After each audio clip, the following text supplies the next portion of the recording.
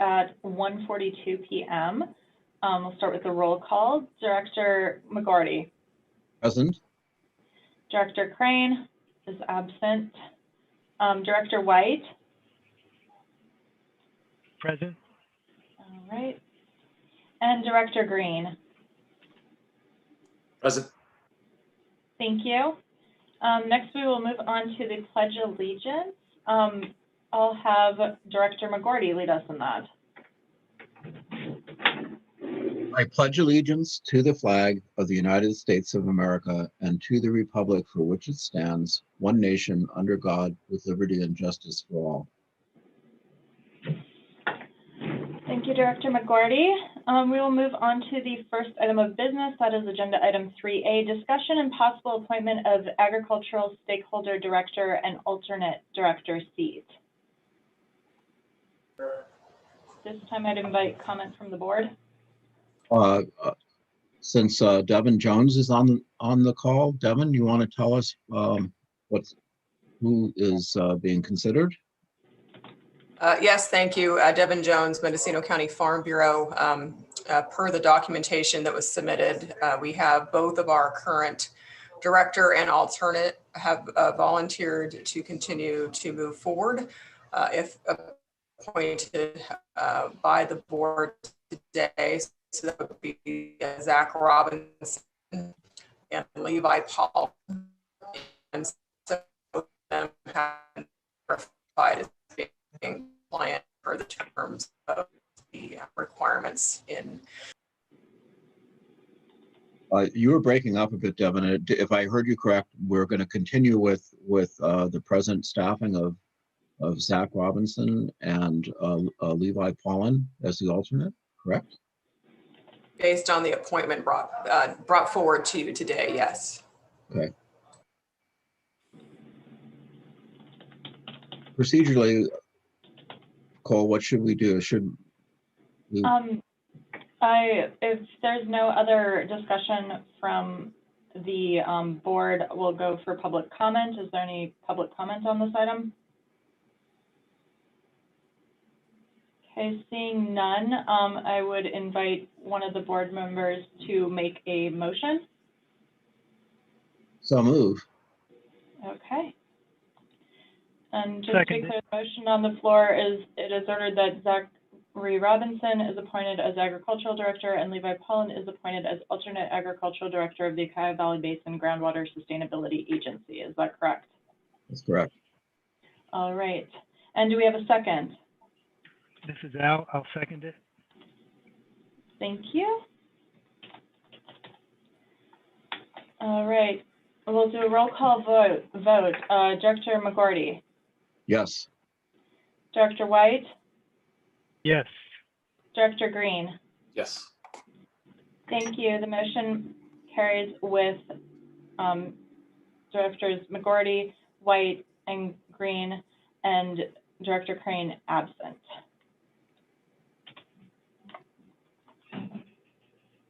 All right. And moving on to agenda item number 2, we have discussion and possible appointment of tribal stakeholder director. Amber Fassett, would you like to provide some more information on this item? Deputy Director of Transportation for Mendocino County. For those of you who don't know, the reason I'm here is because the management of the water agency recently moved from the executive office to Department of Transportation. So we have not received any nominations for the tribal stakeholder director at this point, and it's my understanding that the tribes have not had a chance to meet yet. So this item will need to be continued to either the next meeting or such a time that we receive the nominations.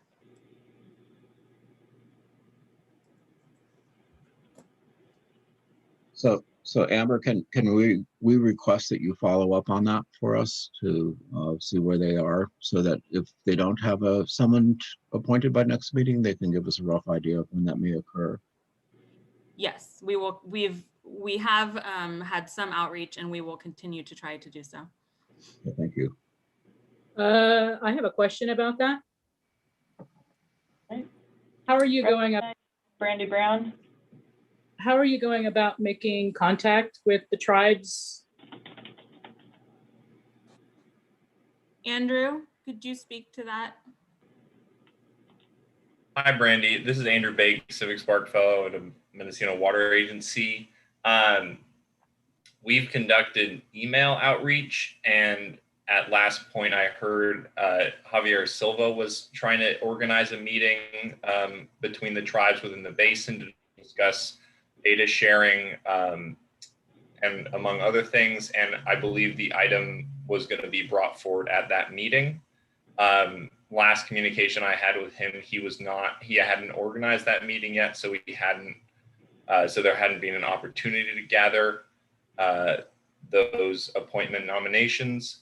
But if you have alternate methods of communication, we'd be more than happy to incorporate them. Well, I intend on reaching out to the tribes after this meeting. I just wanted to see what transpired today. Thank you, Brandy. That'd be fantastic. I'm not sure what avenues Javier is taking, as he's working independent of tribes, as far as I mean, independent from any leadership.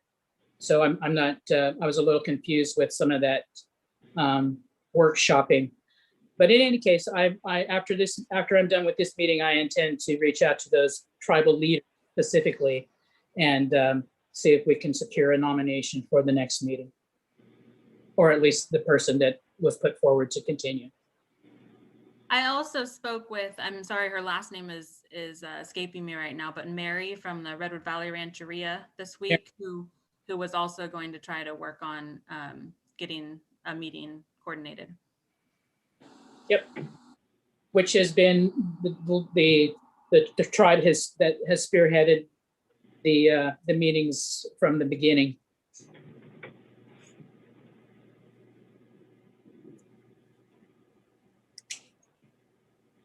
Is there any additional board comment or public comment at this time?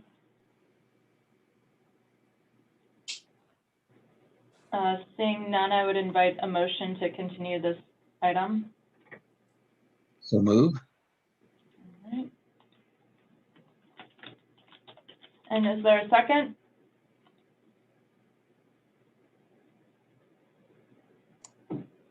I'll second. This is Al. Thank you, Director Green. All right, and roll call vote. Director McGorty? Yes. Director White? Yes. Director Green? Yes. All right, the motion carries with Directors McGorty, White, and Green in favor, and with Director Crane absent, and Director Robinson absent. Amber, Director Robinson just logged on. I think he can. Hi, everyone. Sorry, Nicole, not Amber. Oh, in that case, I'll invite you to vote on the item as well. Director Robinson? I was absent for the first part of the discussion, so I abstain. Okay, thank you. Hold on one moment while I record that.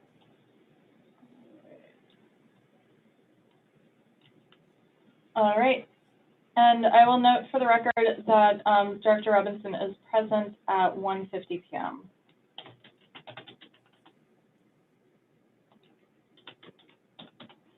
All right. Thank you. The next item is item C, discussion and, item 3C, discussion and possible appointment of officers, including chairman, vice chairman, secretary, and any other officers as determined necessary by the board of directors. And I'd invite the directors to make comment at this time.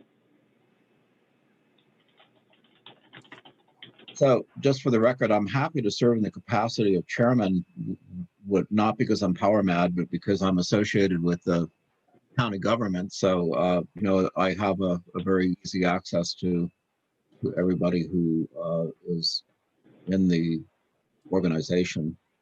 But certainly if someone has a burning desire to be chairman, I'd step aside in a heartbeat. So just let me know. And if that's acceptable, someone needs to nominate me in second. I will nominate Glenn McGordy. All right. I will second that. Who was that with the second? Al White. Thank you very much, Director White. All right, we'll have a roll call vote on this item. Director McGordy? Director White? Aye. Director Green? Aye. Director Robinson? Aye. Thank you. And at this time, I would invite Chair McGordy to preside over this meeting. Thank you very much, Nicole, for bringing us to this point. So next we will need a vice chairman. I would entertain a motion from the floor for a candidate for vice chairman, or more than one, if you do. Al White, I'll nominate Doug Crane for vice chairman. Do I hear a second? Yes? Okay, so James, did you second that? I did. Okay, it's been moved and seconded to have Doug Crane as our vice chairman. Let's have a call. Votes, Nicole? Sorry, just typing, 1 second. Sure, no problem. All right, roll call vote. Director McGordy? Yes? Director White? Yes. Director Green? Yes. Director Robinson? Aye. Thank you, and Director Crane is absent. Motion carries. Okay, now I would entertain a motion from the floor for a candidate for secretary. Are there any motions?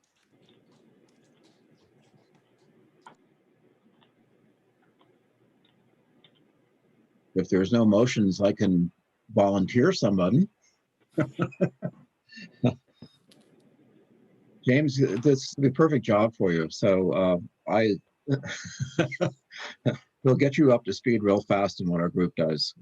Would anybody care to second James Green as a person for this position? I'll second that motion. Okay. It's been May I ask what the roles and responsibilities of the secretary is? so mostly the roles and responsibilities is to check in with the county to be sure that county staff to be sure that the meetings are properly agendized and that we have our dates and such. It's mostly ceremonial. There's not a huge amount of responsibility as I understand it. Am I correct in that assumption, Nicole? I'm just here to clerk. I have not clerked this board in about 3.5 years, so I'm not entirely sure. I think I would defer to Andrew on that, or Amber. I can answer that. Okay. Who is that? This is Brandy Brown, the former secretary. Thank you. I can answer that with you. Just make sure before you sign the minutes that everything that is there is accurate, and you make sure the agenda looks good when you sit down for the meeting. As the chairman said, it's mostly ceremonial, and then sign stuff. I have a bunch of things I'm supposed to sign. I'm guessing I have to get up there maybe next week if that's another subject. I'm sorry not to be a little bit more informed on this, but since this is my first meeting too, and as a board member, I'm kind of learning as I'm going, so I'm improvising a little. Okay, well, last chance for protest, James. Otherwise, I'm going to have a call for vote. As long as I have a little bit of guidance, I'll take on the responsibility. You'll be okay. This is Amber. I think the JPA actually says that the secretary will take minutes, but it's my understanding that historically the clerk has done so. Doesn't Okay, say so it's been actual responsibility. It's been moved and seconded that James Green serve as the secretary for our board. All those in favor signify by saying aye. No, we'll have a roll call vote. I'm sorry, Nicole. Okay, sure thing. Director McGorty, Aye. Director White, Aye. Director Green, Aye. Director Robinson, Aye. and Director Crane is absent. The motion carries. Okay, thank you very much for that. Let's see. We don't, at this point, our organization doesn't have any other officers, correct?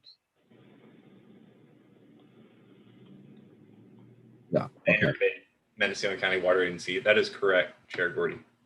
okay. All right, so next on our agenda is discussion and possible approval of minutes from the November 12th, 2020 regular meeting. Any question on the minutes from the last meeting?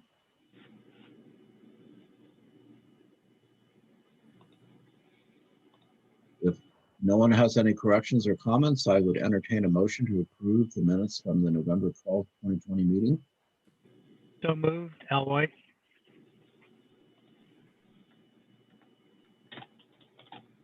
Do I hear a second? Second. Okay, so it's been moved and seconded to approve the minutes from the November 12th, 2020 regular meeting. All those in favor signify by saying aye. Or, well, actually, we'll go through roll call, I guess. Sorry, I keep. Quite all right. Director McGorty, Aye. Director White, Aye. Director Green, Aye. Director Robinson, Aye. and Director Crane is absent. The motion carries. Okay, next is a discussion and possible action to approve land access agreements for building the monitoring network in the Ukiah Valley. Let's see, so the board will review the 2 land access agreements for access to wells located on real property owned by the Mendocino Wine Company and Millview County Water District. These wells will build out the monitoring network, be incorporated into the GSP. So is there anyone to speak on the issue present? Andrew? I can speak on the issue, Chairman Gordy. This is Andrew Bake, Mendocino County Water Agency. These 2 wells were signed and approved by the landowners of those respective properties, and they will aid in filling in the current data gaps that we have within the Ukiah Valley Basin. They're located on the Mendocino Wine Company land is at the Parducci Vineyards. And then there are 2 monitoring wells being installed on the Millview County Water District property on the east and west sides of the Russian River in about the center of the Ukiah area. And further down in the agenda, or in the agenda packet, you'll find PDF maps of the attached maps of the attached properties. And yeah, these will help us fill out the data gaps. And do we have the cost associated with this? There'll be no cost to the GSA because these monitoring networks are being implemented through grants received from the Water Board. And we have a significant amount of funding available for installing and creating this monitoring network. Is there any discussion by board members? This is James from Millview Water District. I was not guided on this particular topic of conversation, but just bear with me here. I don't have a lot of input at this time, so I'm going to keep listening.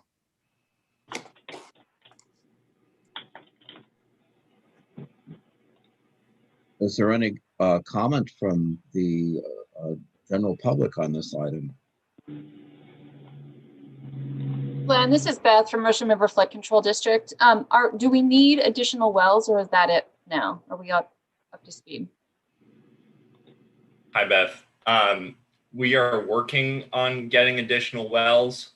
We're working with landowners throughout the valley to get some of these monitoring networks created. But between the wells that we're monitoring and the wells we'll be drilling in later in the spring through the Department of Water Resources Technical Support Services, we should have a pretty good coverage of the basin at the end of this point. We'll also be monitoring we'll also be installing a few continuous monitoring devices on existing CASGEM wells to provide minute by minute updates versus the twice yearly updates we typically get from those CASGEM wells. So Andrew, are there any plans to have some kind of a public display of the water levels in our network or the CASGEM network? Yeah, you can access the current water levels through the CASGEM portal, but as we roll out the GSP, and I'll defer to the consultants if they have something else to say on this matter, but we're planning to roll out a portal for so everyone can see. There's actually a map currently of the wells that we're planning on instrumenting and that we have data on.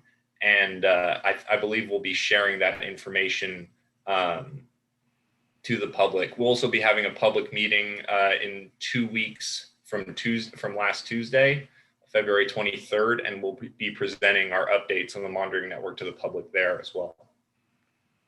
That's fantastic. It's one of the things that seems to be a reoccurring theme as in county government is trying to make information more accessible to people so that they don't have to go ask somebody for something. It's really nice if we have a place where you can go and there's the ability to find information because it saves staff time and keeps everyone informed. So I'm fully supportive of any effort that does that. Yeah, and this is Laura with Larry Walker Associates. I just want to add that we have already a simple data portal where you can and we can share the link again, where you can go and check the data for the wells that are already in the system. So, and I think I really appreciate the suggestion that we should talk about the monitoring network at the public meeting, because probably that's something that everybody will be interested in. You know, for the public meeting, I think we need to be kind of converging towards something that everybody's interested in. So the monitoring network might be good.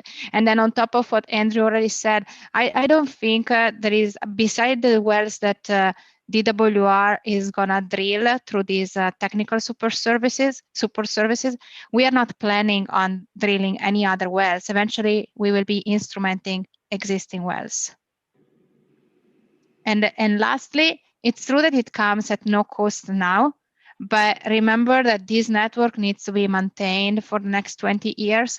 So basically, the cost for the GSA will just be maintaining the network over the GSP lifetime after submission. Chair McGorty, this is Devin. May I ask a follow-up to that? Sure.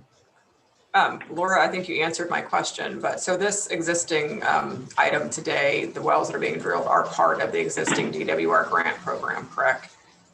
Yeah. Thank you. Okay, so Glenn, I have a question. Glenn, I have a ahead. question. Sorry to interrupt. This is Director Green. Someone mentioned a link that the data is available. Is that a live data link now? Is it live? I think so. Amir, is it still live? I think so, right? This is Amir from Amir Mani from Larry Walker Associates. So we have a live link. I think we're still going through kind of working to perfect things on our end. One thing I wanted to answer in the follow-up question, in a follow-up to the answer that Laura made is, so the data portal would be live, but it would be available to the well owners and to the managers and the board members, but it won't be available to the public to see those wells because of the data sharing. But the data would be up in terms of annual reports, and the CASGEM data would be up in its own website. So I just wanted to make sure that, yes, private well owners that agreed to this program, their well measurement would not be available as measurements per minute online for others to see. So right now, is it That's a available? great point. Thanks. Is it available for Director Green to access? I can email you a printout of that, yes, and I follow up with our colleague to see if I can share the link with you too. Yes, please. Do you have my email address? I don't, but I can get it from Andrew. Okay, great. Sure. Okay, Andrew, do we need to take any action at this point by the board? Director McGordy, the only action need to be taken by the board will be for the chair of the board to, well, in this case, yourself will need to sign the agreements, and we'll facilitate delivery of the agreements to you. Okay. The board would need to approve the agreements and direct the chair to sign, is my understanding. Technically, the language is usually authorizing the chair to sign it. Okay, does anyone want to make that motion?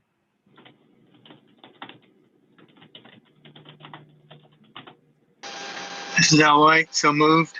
Okay, is there a second to authorize me to sign the agreement? I'll second. All right, it's been moved and seconded to authorize me to sign an agreement for access to the monitoring wells on real property by the Mendocino Company in the Mobile County Water District. Well, do you want to call for vote? Thank you. Director McGordy, Aye. Director White, Aye. Director Green, Aye. Director Robinson,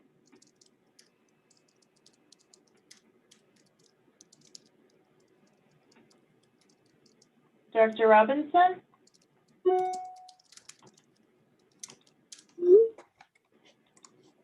looks like he's not with us. Oh wait, no, he is.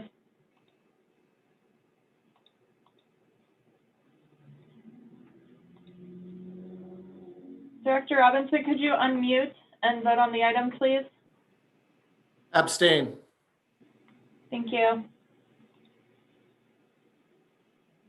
Okay, so the motion carries. Motion carries with, and for the record, Director Crane is absent. The motion carries with Director Crane absent and Director Robinson abstaining. Very good. Next on our agenda is the discussion and possible action to approve updated Ukiah Valley Basin Groundwater Sustainability Agency Communication and Engagement Plan. Andrew, do you want to talk about this? Andrew Bake, Mendocino County Water Agency. This plan was written in 2017 at the inception of the Groundwater Sustainability Agency. The water agency staff took action to update the plan with regards to some aspects that were out of date, as in meetings and progress reports and things like that. And we also updated our communication protocols to reflect the ongoing COVID-19 pandemic. The meat of the communication plan has remained the same, just the change in venue from in-person to virtual. And again, as I said before, the change of the timeline and rollout and implementation of the plan. Okay, is there any discussion from board members?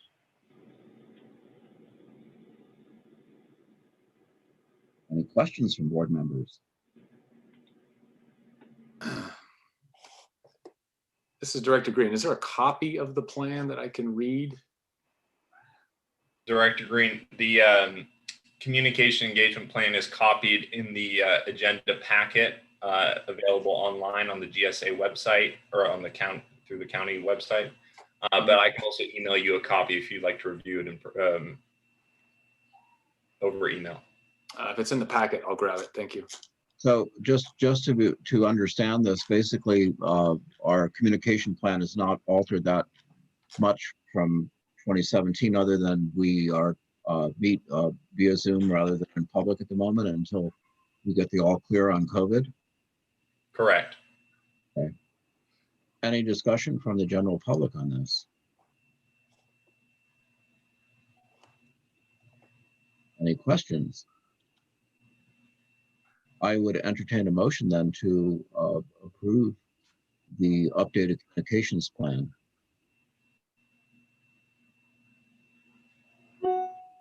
Director Robinson, I move to approve, and I'm going to have to step out for the vote, so I vote aye when that opportunity arises.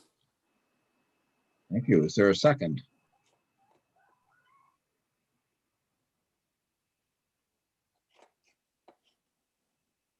Do I hear a second on approving? I'll second it. This is Al White. Okay, you all. So it's been moved and seconded to adopt an updated communications plan. All those in favor? Nicole will have a All right.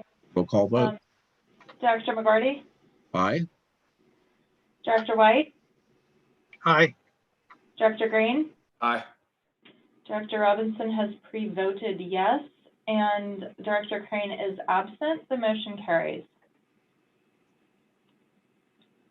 Okay, next is the presentation, discussion, and possible action regarding the development of components for the, lost my agenda. So anyway, we're on to the presentation on Ukiah Valley Groundwater Sustainability Plan Development Update.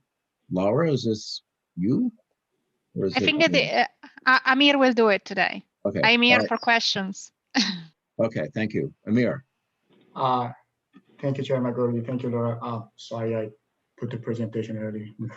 That's all right. So I'm going to go through a quick kind of high-level summary of the past 3 months. Some of the things that we're going through today have been discussed in the TAC meetings in November and January. Some yesterday with the TAC meeting again. So basically, the first item would be projects and management actions and introduction to that. The second item would be going through a brief summary of the monitoring network that we just discussed through the land access agreement for the previous item. The third one is the introduction to the interconnected surface waters and groundwater dependent ecosystem, something that we have been discussing with the TAC and have been doing analysis on it. And the last item would be just an outlook of the next 3 months to come. So for the first item, the projects and management actions. So this is something that we need to do for the GSP. It has its own chapter in the GSP. Chapter 4 would be all about the projects and management actions. The reason that we need these projects is to practically achieve the sustainability that we have to achieve by 2042 and avoid the undesirable results, the 6 undesirable results that's been in Sigma. The real cause of this for our basin basically is we don't expect to have much of a problem now, but basically these should be in the GSP because these are the management actions and projects that shows that if something happens to the basin, we already thought about it and we're going to take actions to achieve the measurable objective and avoid the minimum thresholds or undesirable results. So these projects and management actions normally can be categorized into projects and management actions. Sometimes something that is proposed is a combination of both. We do have existing projects and management actions that we could use, and they are helpful to the basin. And we can propose projects and management actions to be implemented in the next 20 years and or evaluated in the future if needed. So we had a discussion with the TAC in the past 2 meetings, and we had a smaller working group meeting last Monday, that we discussed possible projects and proposed projects, and we needed input from the TAC, and we also need input from you. That's why we're discussing this multiple times. So the proposed projects, so the list that I have here is practically a combination of what we found in the existing documents, existing plans, like City of Ukiah UVM, some goals in the general plan for the Mendocino County, some goals in the Ukiah Valley area plan, some in like watershed-wide plans that we went through, and the other portion of it comes basically from our working group meeting on Monday that we went through detailed proposals from the members. As you can say, the projects, I categorize them into 3 major topics. The first one is reducing evaporation losses in the storage facilities. So we discussed we can do a similar approach in Lake Mendocino or throughout the basin in agricultural storage facilities. That was the use of water saver from Director White that we want to see if it's possible to do. The other one was in a smaller scale project, just using shade walls for storage ponds in the agricultural community. That would save a bit of water that would add to our supply in the basin. The second category of projects that we could implement is recharge projects. So recharge projects is a very general term. It can be recharging of in the agricultural fields using flooding from the river or precipitation that comes out, it can be recharging the stormwater. So it can be multi-benefit projects that addresses stormwater management and groundwater protection. And the third one that we discussed was protecting source water and recharge areas. So one suggestion from the city of Ukiah, Sean White, was to purchase surface water tributaries. Those areas are significant in terms of recharging the groundwater. They also feed the tributaries, so we can protect the water quality of the basin. So that's one item that we can do. The second is working towards limiting urbanization in the areas that are considered main recharge areas for the groundwater. The existing PMAs that come mostly from our review of the plans. So the major one is City of Ukiah Recycled Water Project that's already implemented. There is a phase 4 that might happen in the future that we need to consider. The PVP project is not basin-wide, but it affects the system to a great extent.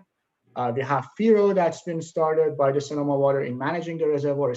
Again, it's not a basin-wide, it's not under the GSA authority, but it affects the system. We find the Ukiah Valley Redwood Valley water supply reliability. That was a plan that we're following through about that. And there were conservation programs from the city, from the county, and water districts that all can be discussed as management actions for the next 20 years. So I stop here to see if you have any questions about these, and I can continue after that, because it's a different topic after this.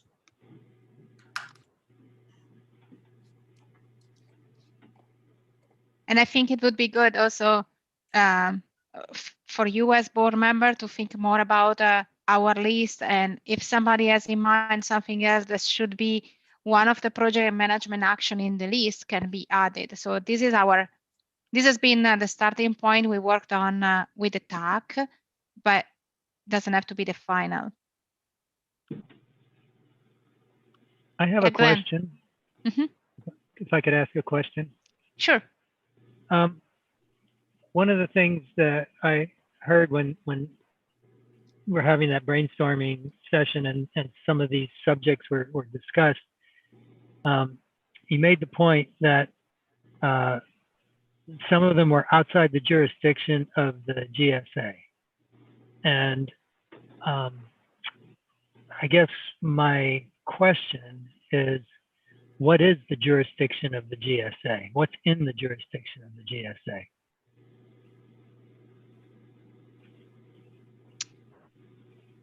Do you want to answer? So I can give you the GSA will be able to manage groundwater pumping. That's mostly what the GSA can manage. When it comes for using or transfer or surface water, eventually the GSA will need to have agreements with other entities. That's pretty much the way it works.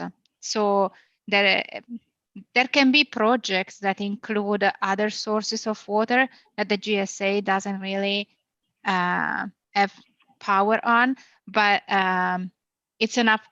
It's enough to show that there are agreements at the basin level that includes not only the GSA, but the most of the GSA duties are really under just on the management of pumping and eventually whatever come, and also projects that can benefit groundwater, so like recharge project. So I just wanted to add to the discussion. I know that there's a possibility that the city of Ukiah may acquire some land that's in the Doolin Creek watershed, which would be an example of something outside of the jurisdiction of the GSA that could affect water supply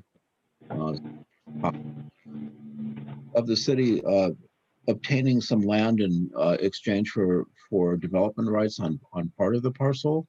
And that could be put into some kind of a conservation easement that would protect that area then, and make sure that we have a supply of clean water coming into the Blue Line Creek, which I would fully support.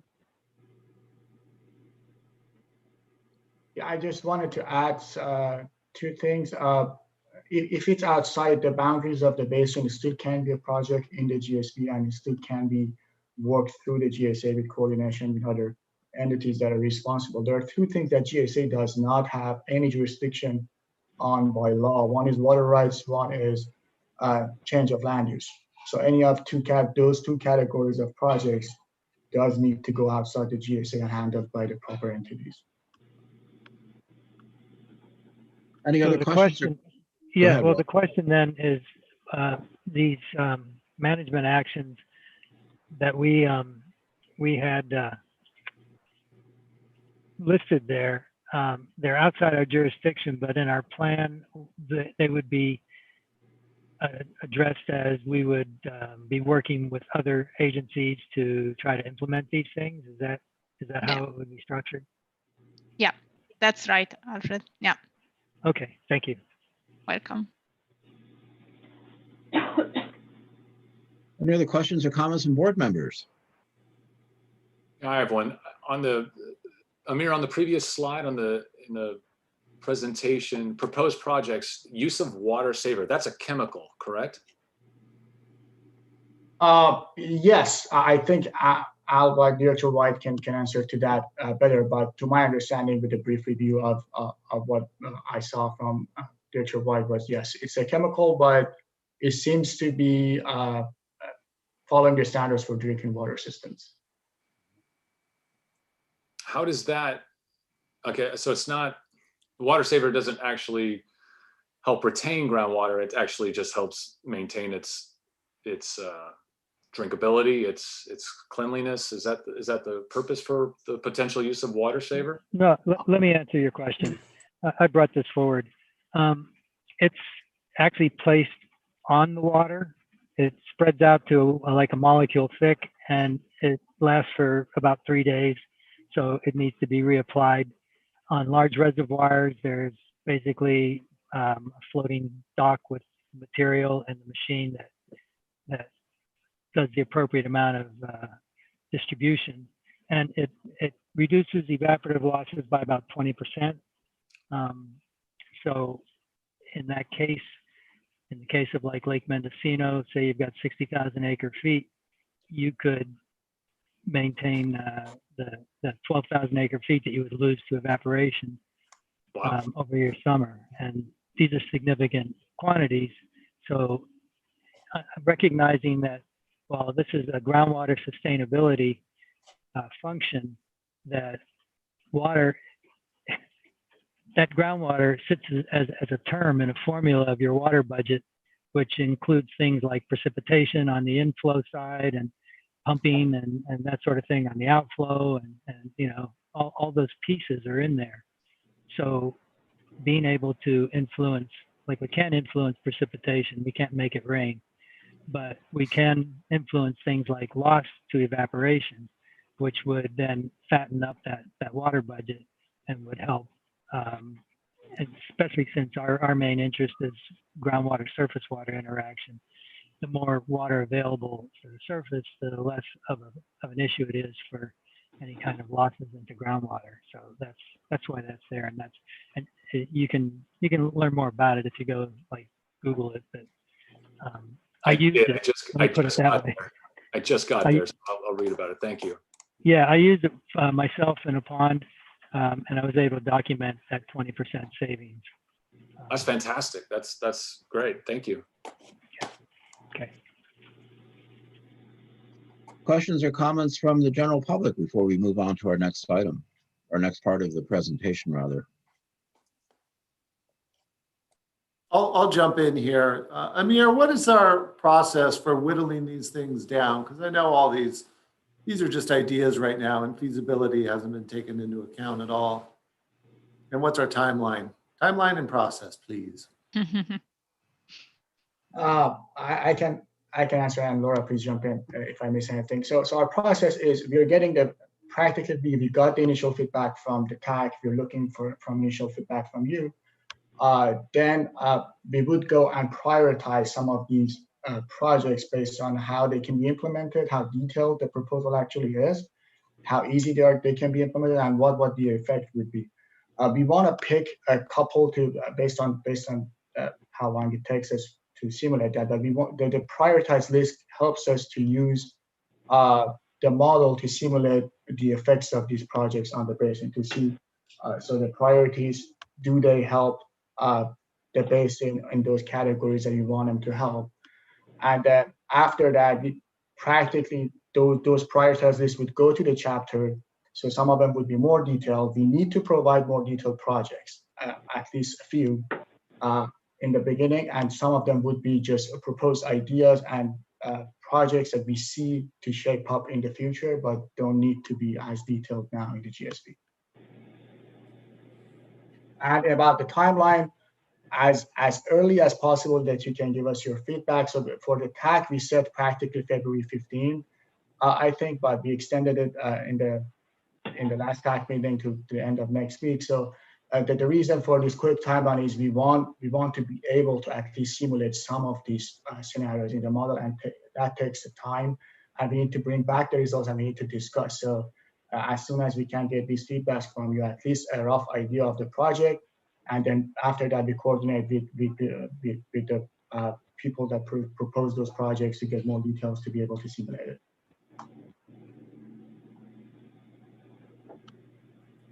Thank you, Amir. Shall we continue the program then?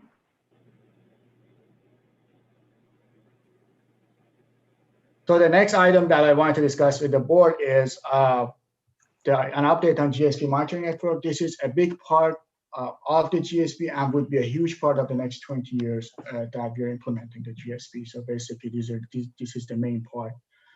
The list that I have here is very texty slide, but I just wanted to show you. This is not based on what the monitoring network means now. This is based on what is required from the GSA in the next 20 years. So these are the things that we have to report annually. Like the GSA has to report annually for its annual report. And most of them come from the monitoring networks that we set. So we have to report groundwater elevation data in two graphic formats. One is hydrographs, one is contour maps every year from the monitoring network that we set. You have to provide an estimate of groundwater extraction. Now, if you measure the wells, you can put that in. If not, you have to come up with a way to estimate that extraction by water use sector. So like municipal, ag, all of that. And then you have to estimate the change in groundwater storage. These are annual reports. And basically based on these, one other thing that the monitoring network evaluates, and it goes to our 5-year reviews for the GSP, is how we're progressing towards sustainability and how we're achieving the milestones that we set in the GSP. So there is no shortage on arguments about how important the monitoring networks are. So the monitoring network should be set for each of those undesirable results. So we had 6 and sigma. The first one that I'm going to go through is the chronic lowering of groundwater levels. And now monitoring networks can actually be fit for multiple of these undesirable results. We're going to put them into GSP as separate topics, but it doesn't need to be separate monitoring networks for all 6 of them.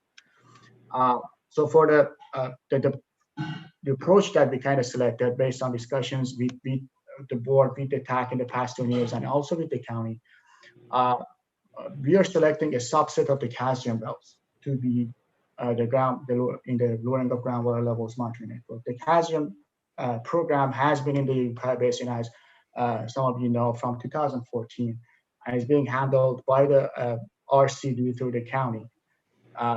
It has so it changes the amount that they monitor every year, but in 2020, if I'm not mistaken, I think 46 wells were monitored in the basin.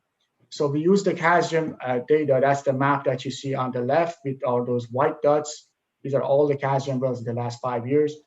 Then because of the requirements in the regulation from DWR, we need to pick the wells that we know which aquifer they monitor. So that at the least we need to know the depth of the well and also their screen intervals.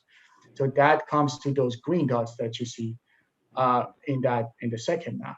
So these are the options that we have. And then DWR prefers, at least that's what we believe, that they prefer the wells that have well completion report, like the driller log and all the information about the construction of the well. Now we are kind of, because that data is not widely available in the basin, and if you want to choose that, we're going to be limited to a very few number of wells. We're hoping that DWR accepts that we use some wells that just have depth and screen interval information. We are working with the county and Andrew to kind of hunt some of these well completion reports. So basically the map, the third map that you see on the right shows the wells that have the completion report in green, the ones that have both depth and screen intervals in yellow, and the ones that just have only depth that are in red. So this is the subset that we come up with if you want to just follow the regulation by the DWR. Now, the location of these wells also are important, and what aquifer they monitor is also important. And the history of data, as you know, it's very poor in the basin. Like it's 4 years of data. Practically, we don't really have the coverage to rely on these wells as of now to do much things. It's just 4 wells that have been monitored by DWR in the past 30 years, one of them in the past 10 years, that we actually can rely on. So in terms of the temporal setting and all the locations, if you see, we can introduce this topic of representative monitoring point. That basically these are the wells that we think represent an area around them, and then we set criteria on them. We define 2 aquifers in the basin. We have 3 geological layers. We combine the second and third into aquifer 2. We have the shallower one, aquifer 1 on the top. The map that you see on the basin that is kind of reddish, the red part is aquifer 2. That very narrow part of yellow is aquifer 1 in those maps. So for each of them, we have to present a monitoring network. As you can see, because of the narrow setting of aquifer 1, it doesn't have many options in terms of calcium wells, so we are missing, and we have gaps. So we have these wells. Based on some of the guidances that DWR provided in its base management practice, I chose a 2.5 mile radius of coverage for each of these wells. Those are the big circles that you see in the map. So for aquifer 1, we practically cover the lower end of the basin up to Lake Mendocino, but we didn't find any wells in the Redwood Valley area as of now in the calcium program that we can use to monitor. So that's a huge gap that we have. We need to fill it. If we can fill it by the end of the GSP, it would be great. If not, we have to put it as a data gap and then fill it in the next 5 years. For the aquifer 2, we have a better coverage. As you can see, we have those 4 DWR wells you see as like white and a dot in them. Those are the representative monitoring points, the 4 DWR wells. And then we have all these other wells that we're going to put from calcium to the monitoring network as alternatives. So if something goes wrong with those RMPs or we want to switch, we can use those wells. I also put those rectangles kind of in the map. Those are the wells that we're going to drill through the ground. So we're adding to these wells, and they will be automatically in the calcium program after they're drilled. So I forgot I had animations here, but these are basically what I covered.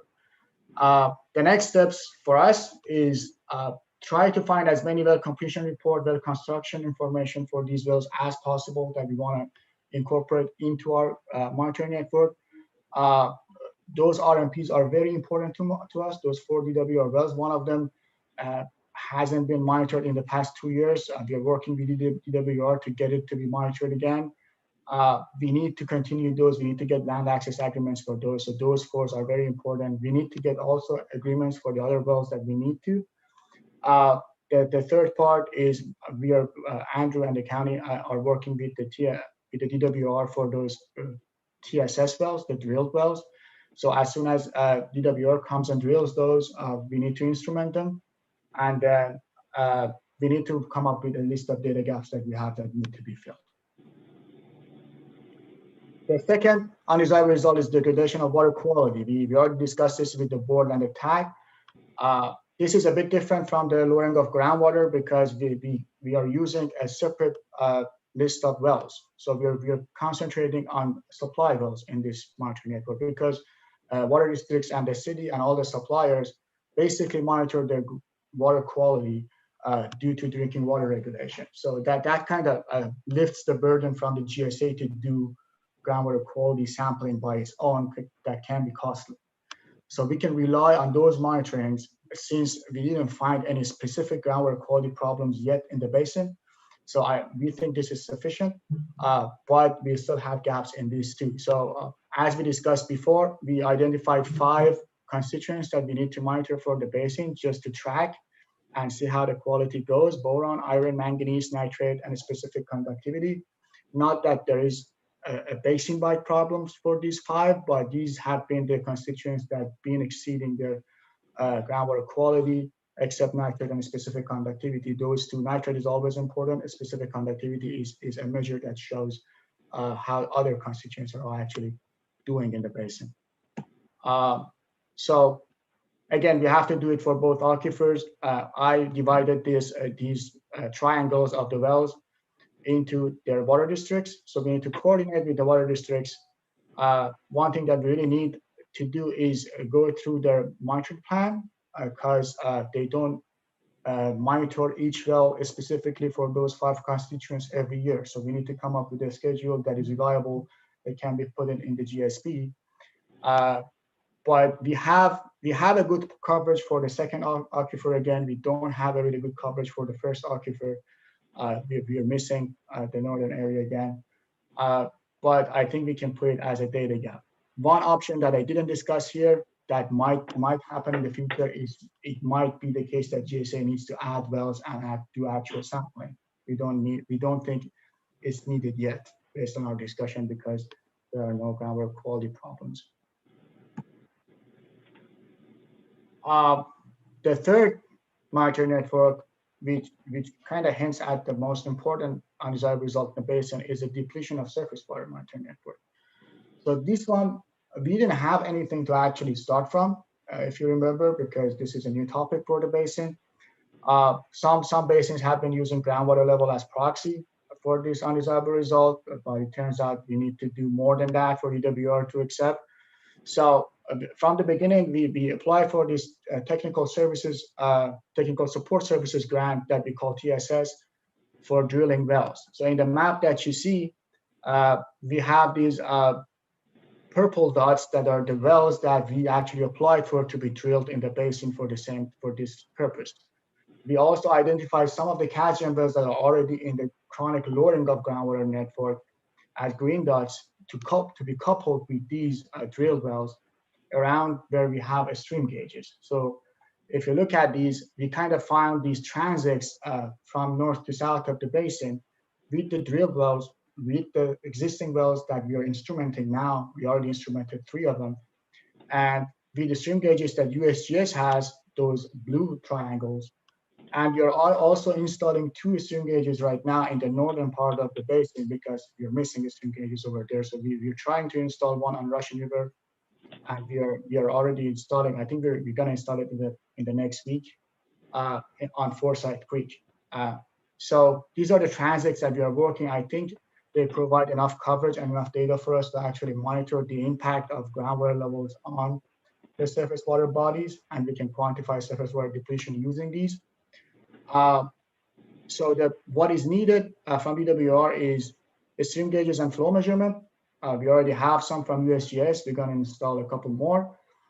We need high frequency groundwater elevation measurement. We can't really trust twice per year measurements for this type of monitoring. So we are instrumenting some of the existing wells with continuous measurement. The drilled wells will also be instrumented with the same device and be measured continuously. And we need observations of flowing or not flowing conditions that have been done in basin.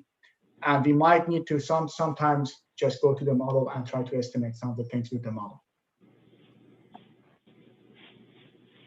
So that was the big part of the monitoring network. The next parts are easy. So reduction in storage and subsidence, 2 other undesirable results. Reduction in storage is very tightly correlated with groundwater elevation. So normally the submitted basins went with the same network that they use for groundwater elevation, maybe a subset of it.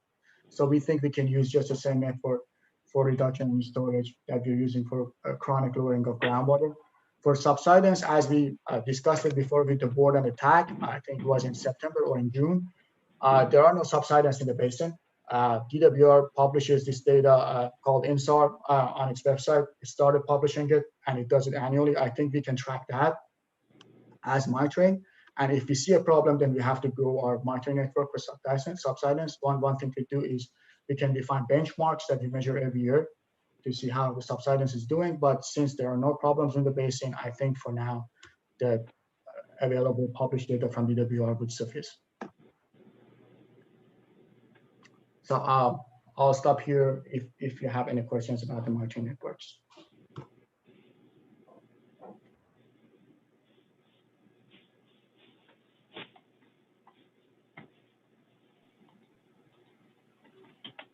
Any questions at this point? Yes. Is it okay for the public to ask a question at this point? Let's go with board members first, and then we'll ask the general public. Sure. So I have a general question. Amir, going to the subsidence reading, or measurements, would you go over that one more time just so I can get a little better understanding? So yes, so we presented this, I think, I don't remember exactly, but I think it was in June. So this is a data that is published. Now it's on Sigma Data Viewer. It's an INSAR vertical displacement. So you get the difference of the elevation of the land surface. And it shows if you have any subsidence, practically the map would come up darker than it is here. Like if you go look at the San Joaquin, you see like red points. Practically, the Ukiah Basin didn't have any subsidence. And normally subsidence happens if you have a problem in chronic lowering of groundwater. So the reason that we're putting this as something that we can track is we don't see any specific problem with subsidence that we need to put out a monitoring network for it. So we can track this data. If we see the trend change, then we need to propose benchmarks to actually go and measure the subsidence in the basin. We don't see it as coming, at least by the current conditions, but if something drastically changes in the basin that causes subsidence, then probably we need to come up with a monitoring network that is measured manually on benchmarks. Laura, do you have any input on that? Yeah, maybe the only thing I can add is that we did a big part of the study using the INSAR data that the DWR is collecting since 2015. And this week we got the confirmation that DWR has a contract to keep looking at the INSAR data at least until 2024. So it makes sense in the plan to say that we will rely as much as possible on these data from DWR and use them as really like a trigger. And so if something happens, maybe the GSA can decide to do something else down the road, but we don't see the need for any specific monitoring right now. Plus the geology of Ukiah Valley, for being kind of susceptible to subsidence, you really need to have thick clay layers or stuff like that may be compacting, but that's not really the case of the alluvium aquifer in Ukiah. So as far as you can tell, subsidence is not an issue that we have to address in our plan. Yeah, I think because there are these data that are coming for free from DWR, it's good to say that the GSA can check them every year. It's not a big deal. It's once per year, but nothing more than that. Mm-hmm. Any other questions from board members? If not, we'll go to the public. Jim, you have a question or a comment? Yes, hi. Thanks a lot. Yeah, just a quick question regarding groundwater quality. And in your presentation, you were saying that you were using the data from public water supplies to acquire a lot of that data. Is the information being provided from their raw water testing at individual wells, or the water that they report basically to the state, or as the federal requirement for Safe Drinking Water Act? So our plan is to use what they report as their compliance with the requirements of the Safe Drinking Water Plan. They report well tests. So the samples are still from the wells that they get this water supply from, and they report it to the Department of Drinking Water database.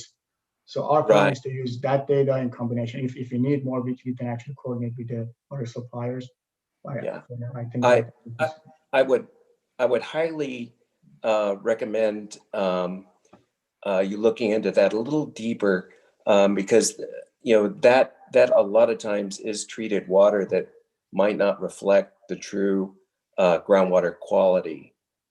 So that would be something that I would suggest looking into. Sure. I will look into that and follow up about that. Thank you.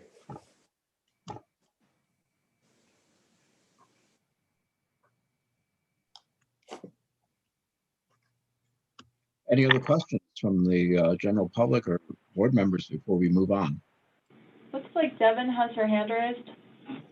Sorry, Devin. Yes, thank you. Amir, maybe can you pop to that slide that's got the discussion over looking at the tributary, the ephemeral flows. Can you refresh my memory in terms of, with all the several tributaries within the basin, what is the process for looking at the actual locations of determining the cessation of ephemeral or intermittent flow? Like, what does that look like? Is that modeling, or is that ground truthing, or combinations thereof? I think it's a combination, but Amir, you can go. No, I was just going to say the same thing. It's going to be a combination, especially for tributaries, because we don't have much data and there are no stream gauges on the tributaries. We just started the first one on Forsyth Creek. We're hoping if we have time and budget, we're going to install another one. The location is very difficult to obtain for the tributaries, to be honest. And that for now, it would be probably a combination of manual observation, previous observations, model, and we have been working to try to see if we can use satellite imagery for some part of that to see when they go dry. It depends on the quality of the satellite images in the past 4 years. And maybe I can, what I can also provide is that in the plan, we really, as we discussed yesterday, we really clearly need to delineate what we define as disconnected stream and what it's a connected stream. The connected stream can be both losing and gaining water, but still has a connection with the groundwater. And our first cut for that has been taking the surface water network and take the groundwater level elevation at different time over the past years. And when the groundwater elevation is at something like 20 to 30 feet below the stream bed, maybe that's disconnected. We can kind of easily imagine that that part of the trib is disconnected. Again, our job is complicated because some of these tribs, they come back in the winter time. So then even if they come back only for part of the year, you cannot say that they are disconnected. You have to say that they are ephemeral and they are going under yet another type of analysis. So we'll have to look at a combination of these data sources and the models. Laura, yeah, at this point, do you have a rough idea of what the contribution of these little tributaries and blue line streams are to the overall flow into the groundwater and the groundwater budget? I think Amira has probably a better idea, is working on the numbers right now. I think they have, they contribute over the winter time. Mm-hmm. And then, and they are the biggest part of the recharge that comes into the basin in the winter. And I don't know if we have right now in mind a kind of a proportion of what we have seen is that also the upper part of the Russian River, it contributes a lot of water in the winter. In general, is really is generally with very high groundwater levels there because there is a lot of recharge.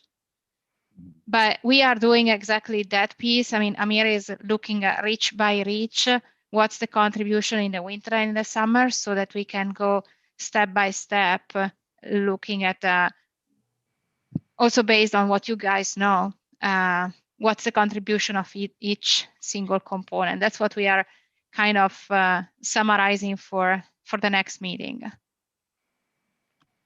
Just an observation, and I'm sure Al White can back me up on this, is that there'll be times where we're in very wet weather and they're trying to minimize the flow out of Lake Mendocino using its capacity as a flood control. And if it rains hard, the river continues to come up very rapidly, even though the flow from Lake Mendocino is minimal. So I know they're an important part of the dynamic of water movement in the watershed. And volumetrically, I'm sure it's got to be as much or more than the Russian River itself. Yeah, it is. The problem is that what we have to discuss together is we need to find a way to eventually store part of that water for the summertime. That would be kind of key, because if we could store part of that water in some kind of smart way, probably we would be fine. Because when from our analysis, really the depletion, even in the Russian River, it's really limited to a couple of months, 2-3 months over the year. So we're not talking about the river losing for the entire 12 months. It's really a short period of time. So we need to be creative on how we take care of the water that's arriving every winter. Kind of every winter. I understand, a very dry winter, there's not much we can do, but. Laura, can I back you up to some of your definitions you offered for interconnectedness and gaining and losing reaches? You mentioned ephemeral, and from our observations, almost all the tributaries in our basin are indeed ephemeral seasonally. Mm-hmm. Leave open a door that ephemeral streams, maybe even in the summer months, could still be interconnected? Okay. No, and that's what we want to demonstrate. We want to be actually, my goal would be, if using the data that we have, we can show that for 75% of the year or 90% of the year or whatever, the groundwater elevation is at least 10 feet below the stream bed. Those are disconnected. I cannot see much more than a 10 feet of unsaturated zone that gets connected, and might be 20. And we can run maps. What we are doing, and right now it's looking at what's the difference if we say it needs to be 10 below, 20 below, 30 below. And then we can decide. What I would like to do, Zach, is be able to start crossing some of the trips so that we don't really have to, we can say they are disconnected, so we don't need to manage them. Because we need to remember that right now, considering how the basin looks like, I'm not really sure there is much management that can be done to control what's happening with the trips. It's a different type of, the reason why the trips are going dry.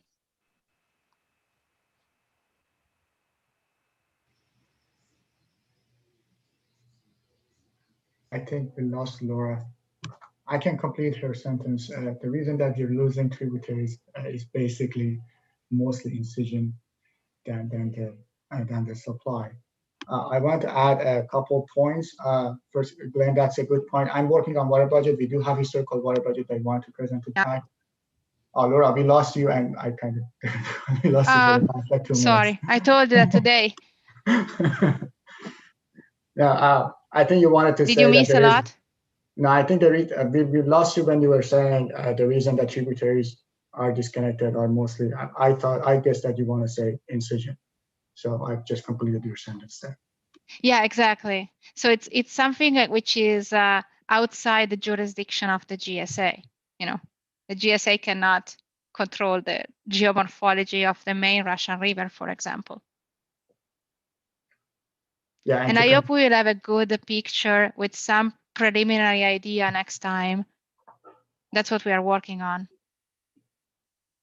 Yeah, and to add to what I was saying, I'm going to provide, I don't have a plot now, but I will provide a measurement based on the model of how much volume tributaries actually contribute to the Russian River and what timing. What I can say now is mostly tributaries, when they're not dry, they're losing. So their water. So we can't say if they're connected or disconnected, but practically they're recharging what is under them. The last thing I wanted to add is in the requirement about the interconnected surface water, one thing is there that says if the surface water is totally depleted, then there is no interconnection. So basically, if these tributaries become wet during the winter month, and we say we see them that as connected, then there is no responsibility for the GSA to actually make them be wet in the summer. We just have to practically, based on the undesirable result that we define, we have to either maintain the month that they're wet historically or something to that extent. I don't think anybody expects us.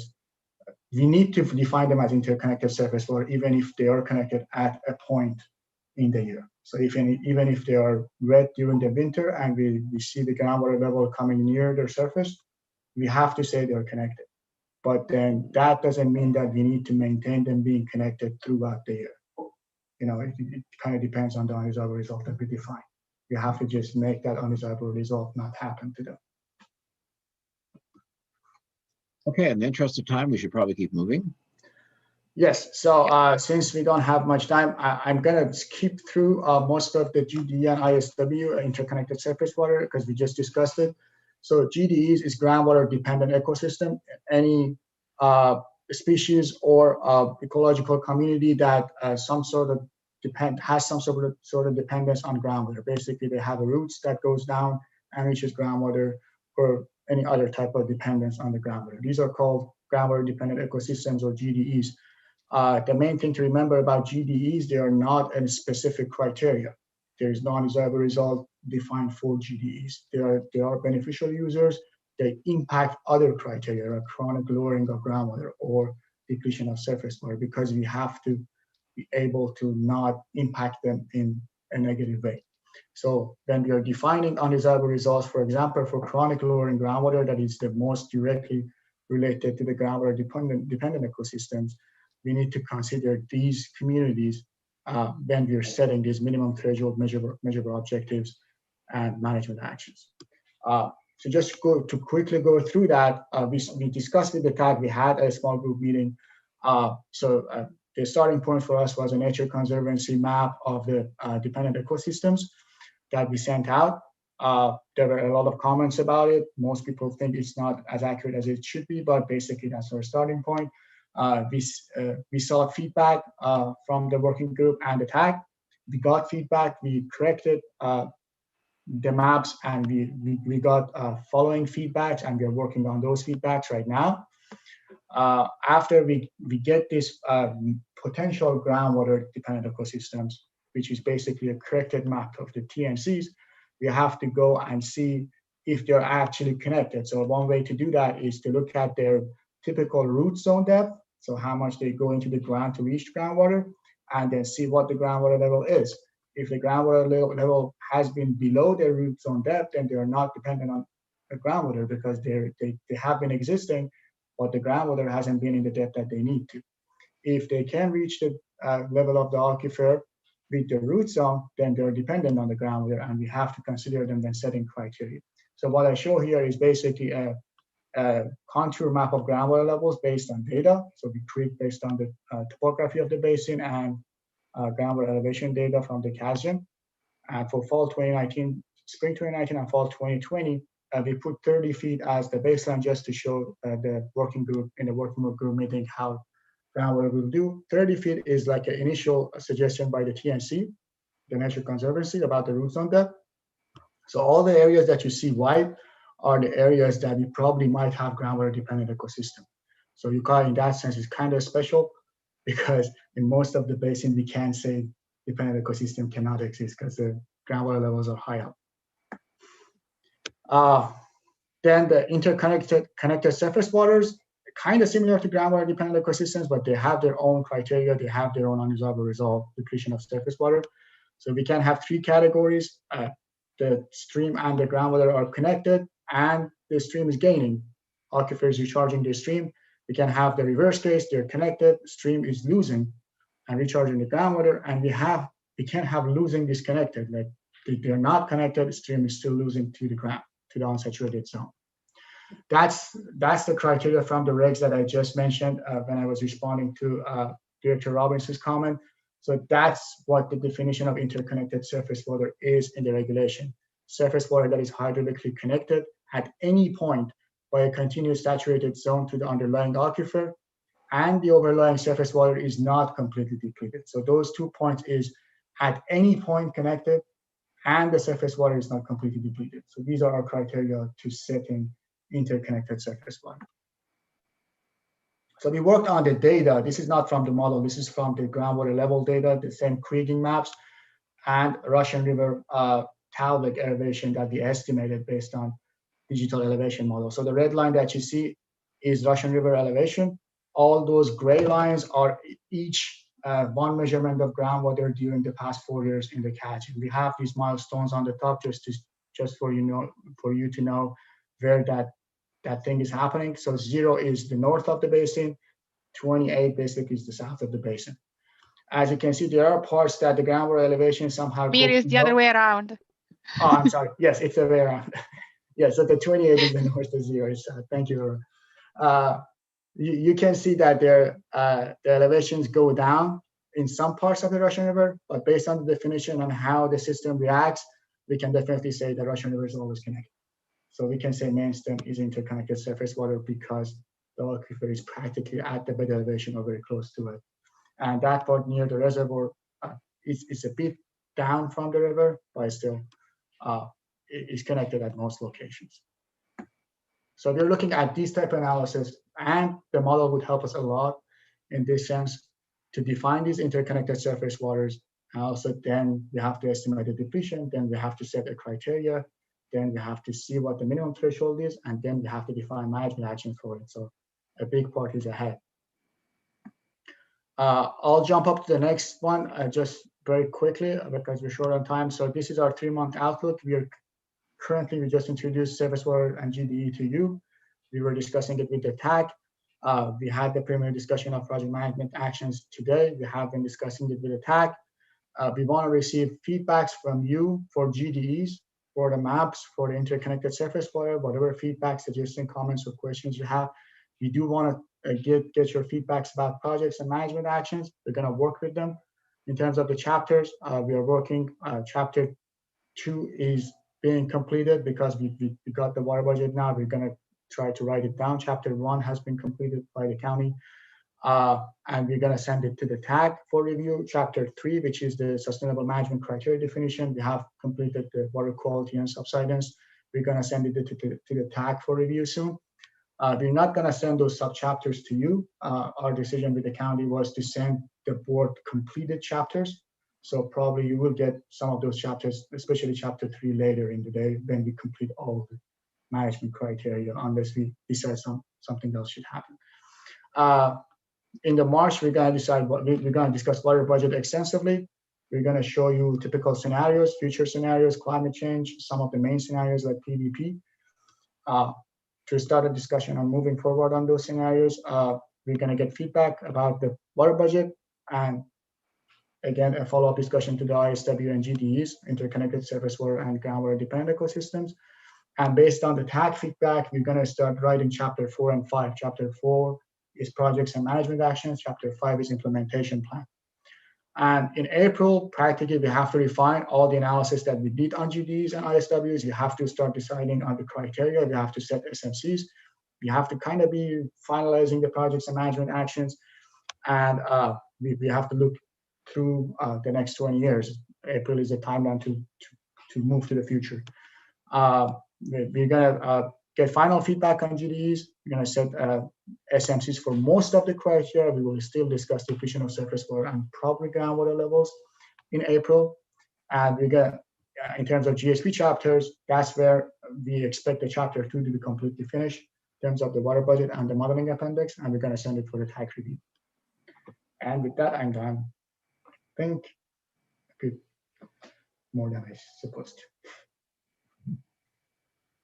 Well, thank you, Amir. It's always amazing how you can talk through so much so quickly because there's a lot to unpack there, and I think all of us after a while are kind of getting a little bit of brain fog trying to follow it. So it must be something to be thinking about that all day long that you and Laura do. So we appreciate somebody is working on it for the rest of us to hopefully understand. But I'm waiting for the Cliff Notes version, quite honestly. It's a very complex subject, and I suspect that our hydrology is very complex because of the nature of where we are and its uniqueness compared to many other watersheds in California. So are there any questions from board members? I just have a comment. Thank you, Glenn, for pointing that out. I was feeling the exact same way. Wasn't sure how to articulate it, but thank you. Yeah, and you know, especially I guess this is early on in your career and being on the board, so don't feel like everybody else knows everything, because we don't. We're learning too. This is very complex, and there's something telling when our two principal researchers on this come from another country. We don't even have enough Americans to go around here that truly understand this. We've got to import them. So, and you know, there are people who are educated in this subject on the board, but there's obviously a lot to go around to fully understand this. And anyway, we went quickly because I think we will have more real numbers and information next time. So no, I think our main goal for today was mostly to present you the network and the actions that we are thinking about. And then for interconnected surface water, it will come back again. It's not your last chance. So, and we always try to prepare a little. I mean, this time I really cut so many slides yesterday night, but at the end we always have a good discussion with this group. So it always go longer. Other questions from board members?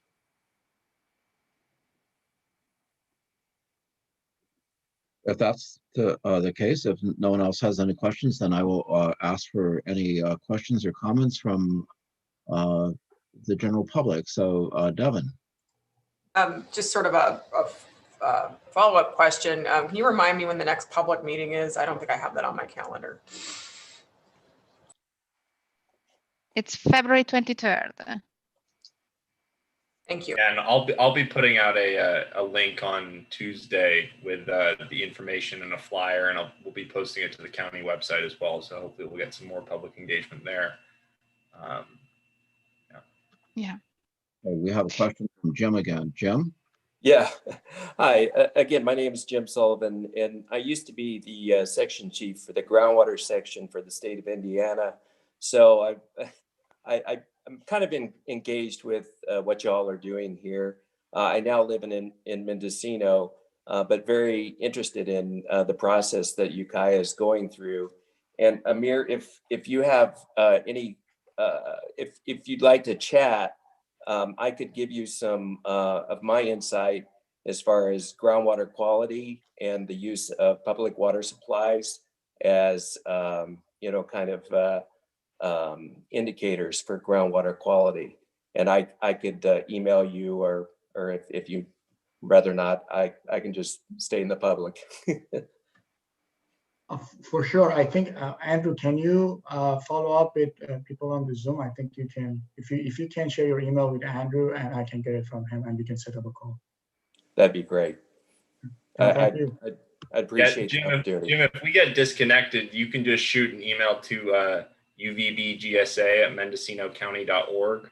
The email's on the website, and we'll pass your information along to Amir and Laura. Oh, perfect. Thank you. Definitely. Other questions? Maybe Laura? Yeah, I have just one comment. I think because you are closer to the stakeholders and everybody in the Valley, we are still working on the agenda for these public meetings. So any suggestion on what you think would be the best topics would be really welcome. I think you have a better feeling of what's going on and what the public would be most interested in hearing from us.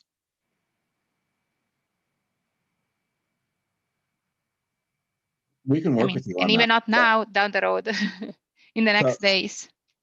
So I know that a lot of the general public is going to be interested about what we're finding so far, the monitoring network, what the implications are for regulations. Those are things that will always have a following. And then next, all the discussions and work that you're doing on interconnectedness of the tribs into the main stem and of the Russian River and how that affects groundwater is also, I think, of great interest. And also the distribution of dependent ecosystems is something that people would like to know as well. I suspect that a lot of those ecosystems are highly disturbed after 150 years of agriculture in the valley. Regardless, it's still, if we have any information on that, that would be, and the general public would like.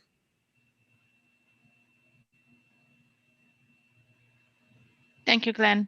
Okay. Any other questions or comments before we move on?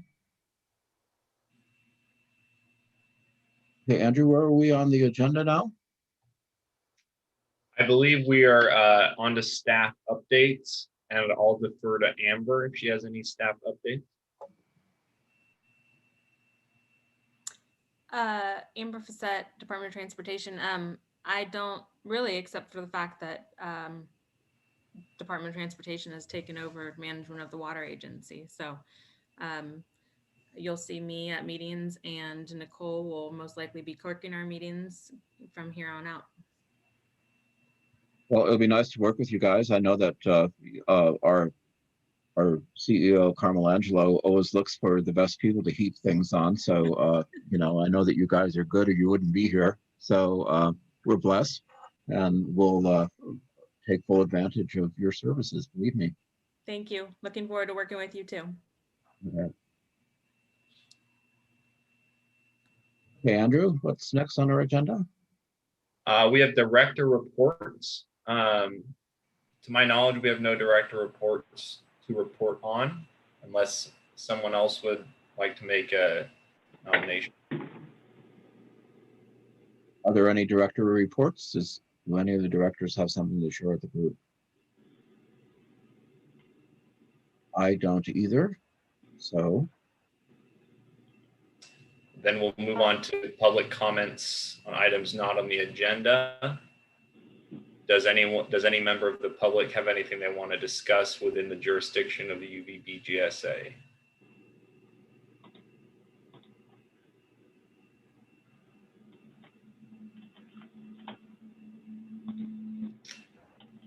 I'm hearing nothing.